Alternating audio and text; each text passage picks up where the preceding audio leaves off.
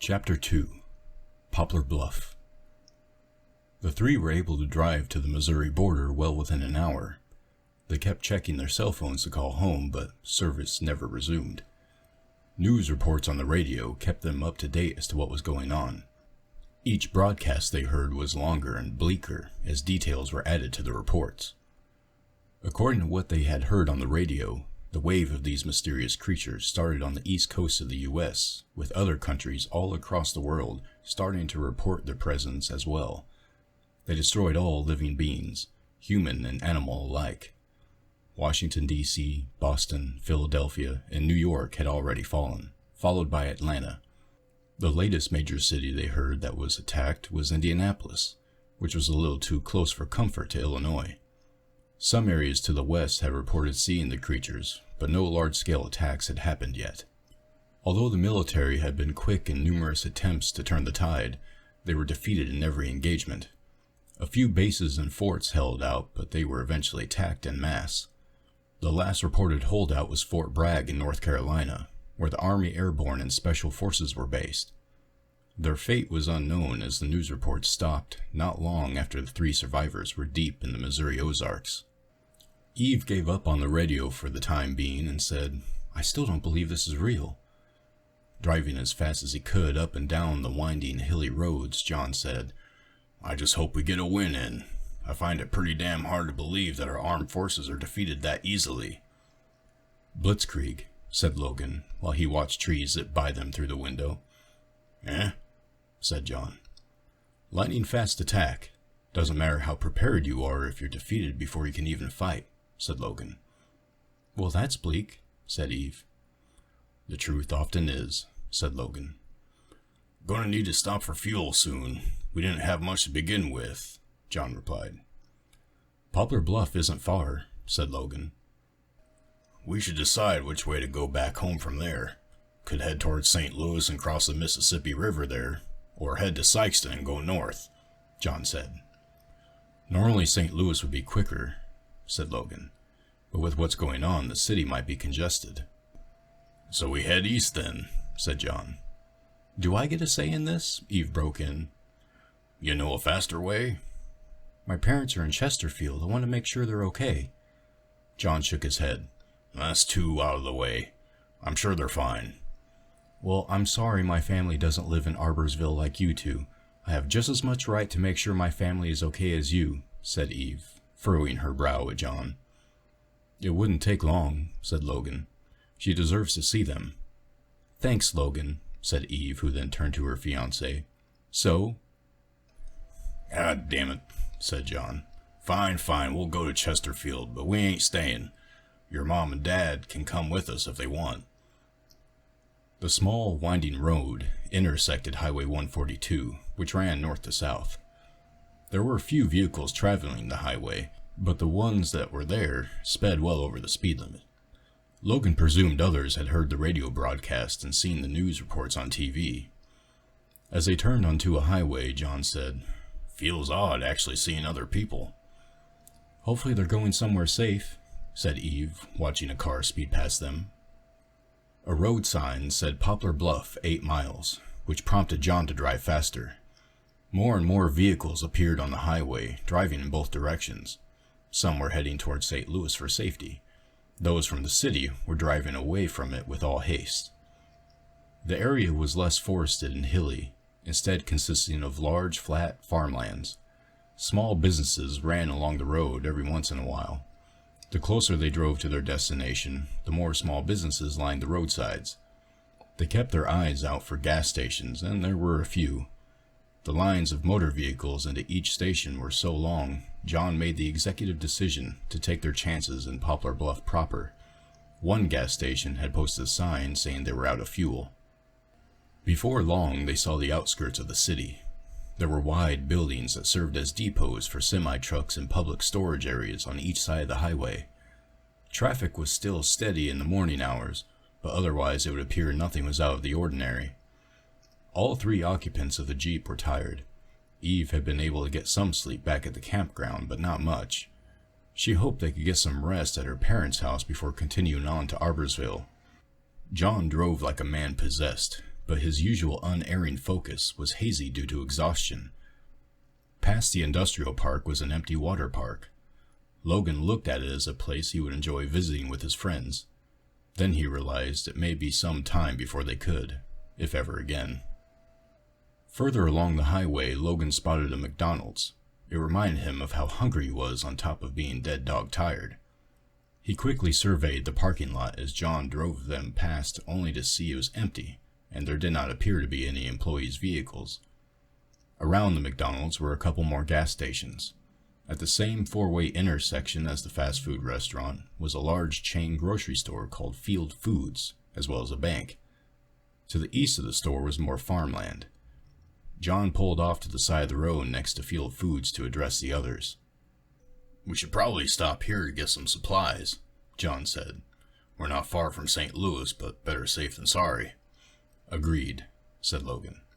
"But judging by the lack of cars in the parking lot, I doubt there's anyone working." "I see someone in there," said Eve, squinting towards the windowed entrance of the building. "Okay, let's get some fuel, then we'll try it." He pulled back onto the road and drove toward one of the gas stations, not quite as busy as the others. He turned into the shortest line of vehicles. Still, he was fourth in line. Almost immediately, more vehicles pulled in behind them. There appeared to be one person inside behind the counter, hastily ringing up everyone who was buying fuel and other items. Then they heard something in the distance. A helicopter. "That a copter?" said John, starting to look around. They looked in the direction they heard the rotor blades. Sure enough, a squadron of 3 military helicopters were flying towards them. The utility helicopters had 2 guns sticking out of each side panel. "Venoms," Logan identified. "What? They look like Blackhawks." "No, they're Venoms. Blackhawks are used by the Army. You can see Marine Corps markings on the side of those," said Logan. "I wonder where they're going," asked Steve. "To some engagement somewhere, or perhaps reconnaissance. They may be seeing if those creatures have made it this far west," said Logan. "Well, I hope they kick ass wherever they're going," said John as he pulled to the third position in line. The helicopters passed above them and continued on their way. They flew out of view after passing above Field Food Store, but while the copters were still within earshot, Logan heard something else. Sounded much like the blades of the helicopters, but more quickly paced. "More?" asked John, looking around. "John, get us out of here," snapped Logan, his face turning grim. "Why, what is it, Logan?" asked Eve, tension mounting in her voice.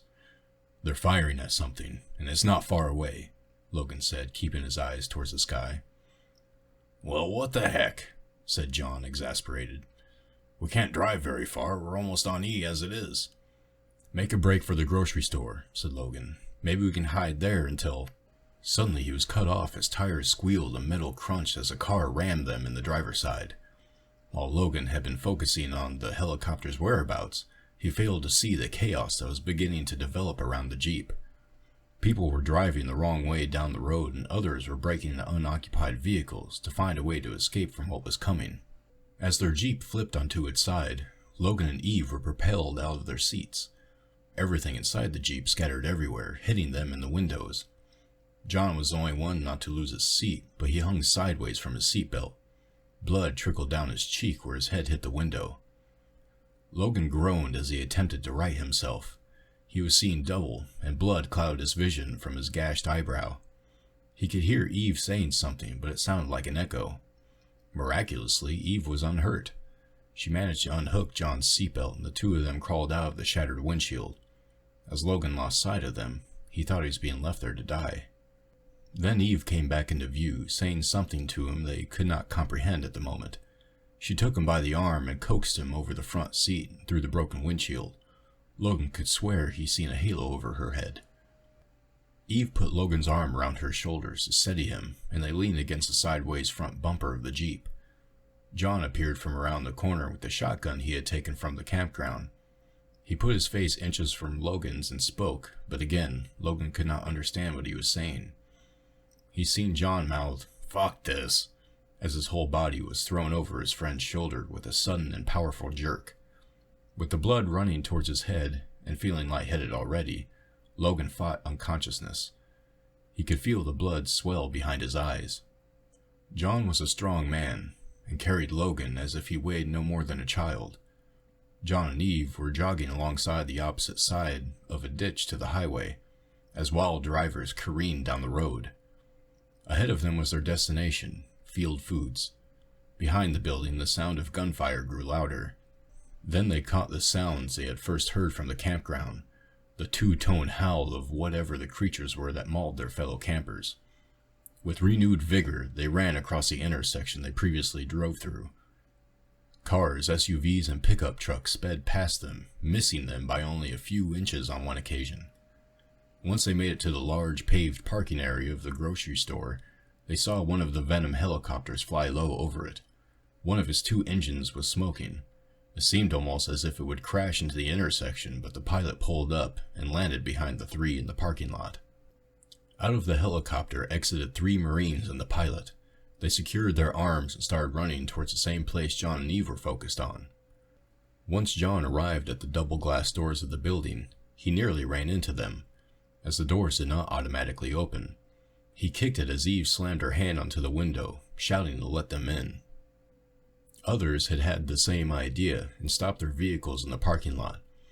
Multiple people were now inbound to the store as John continued to kick the door. Inside Field Foods, a heavy-set, squirrely-looking man with glasses walked up to the glass doors. He was wearing khakis and a long-sleeved button-up shirt. A name tag pinned to his shirt read Oswald. Sweat had beaded on his forehead as he hit a latch and opened one of the doors. John rushed in with Logan still over his shoulder, followed by Eve. Behind them ran in the Marines. They were followed by around a half-dozen people before the short man latched the door again.